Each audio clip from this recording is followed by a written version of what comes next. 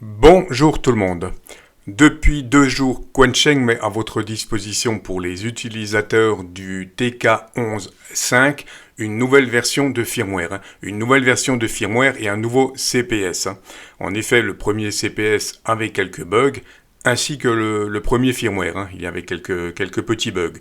Donc tout ça a été modifié et donc Quansheng met à votre disposition le nouveau firmware et le nouveau CPS. Et c'est ce qu'on va voir dans cette vidéo, la présentation de ce nouveau CPS et l'installation de ce nouveau firmware. Je vous présente ici les différentes options que ce firmware va apporter. Donc vous voyez, on a quand même pas mal de choses qui ont été rajoutées, qui ont été modifiées grâce à la mise à jour de ce nouveau firmware. Avec notamment un DCS en plus, on a une option pour les canaux NOAA, on a différentes options en plus, un menu en plus également. Donc voilà pour les gros changements de ce nouveau firmware.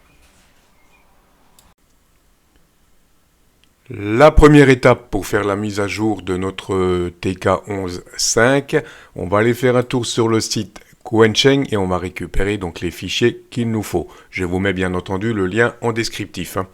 Donc dans un premier temps, on va récupérer ici le nouveau firmware. Donc vous cliquez sur Download pour récupérer le firmware et on va également récupérer ici le Programming Software, le nouveau CPS. Donc vous cliquez sur Download et vous aurez deux archives zip. Donc vous dézippez ces deux archives et on va voir tout de suite ce qu'on a comme fichier.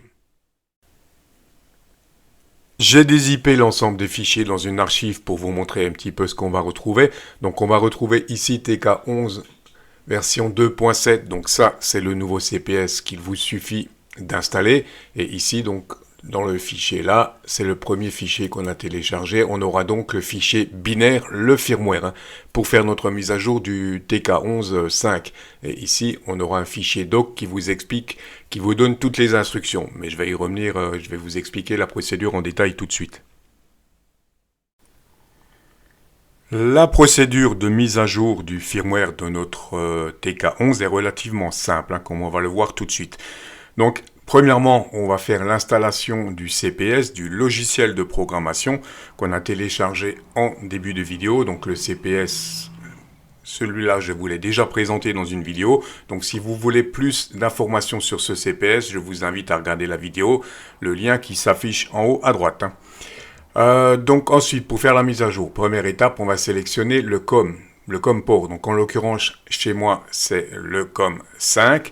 Votre radio est bien entendu branchée en USB, donc côté radio et côté ordinateur, bien sûr. Si vous n'êtes pas sûr de votre port COM, la procédure est toujours la même. Vous passez par le gestionnaire de périphérique pour repérer le canal, le port COM CH340. Donc c'est bien le port COM 5 chez moi. Ensuite, la radio éteinte, vous venez cliquer ici sur Firmware Up Data. Vous avez cette fenêtre qui s'ouvre. Donc là, j'ai déjà récupéré mon fichier binaire. Pour récupérer votre fichier binaire, vous cliquez tout simplement ici sur les petits points. Donc, dans téléchargement, mon fichier est là. Donc, on va récupérer le fichier TK11 version 5.bin. Voilà. Ensuite, au niveau de la radio, on va appuyer simultanément sur les deux touches PTT et allumer notre poste. Voilà, on aura donc ce message « Ready to upgrade ». À partir de là, vous faites tout simplement « Up data » et notre mise à jour commence. On est en train d'installer le nouveau firmware, tout simplement. Donc, cette mise à jour peut prendre quelques minutes quand même. Donc, on va laisser tranquillement avancer notre barre, faire l'upgrade. Vous voyez, le pourcentage s'affiche sur la radio. Une fois qu'on est arrivé à 100%, notre poste radio redémarre et notre mise à jour est terminée, tout simplement. Si le poste radio redémarre, c'est parfait. Votre mise à jour a bien réussi. Voilà pour la mise à jour de ce nouveau firmware, tout simplement. Donc, comme je vous l'ai dit, la méthode est relativement simple. Je reviens rapidement sur le CPS pour faire un petit test. Je suis assez curieux de voir. Dans ma première présentation, je vous expliquais ici qu'il y a un mode ingénieur, comme ils appellent ça, pour accéder au menu caché. Donc on va voir si ça fonctionne toujours avec le nouveau CPS. Donc vous cliquez sur ENG Mode. Dans cette fenêtre, vous tapez tout simplement TK11. OK. Succès. OK. Et là, comme vous avez vu, vous avez un nouveau menu qui vient d'apparaître. C'est le fameux menu caché. Donc, je vous parle dans la vidéo de présentation du CPS. Donc, cette option est toujours disponible pour le moment.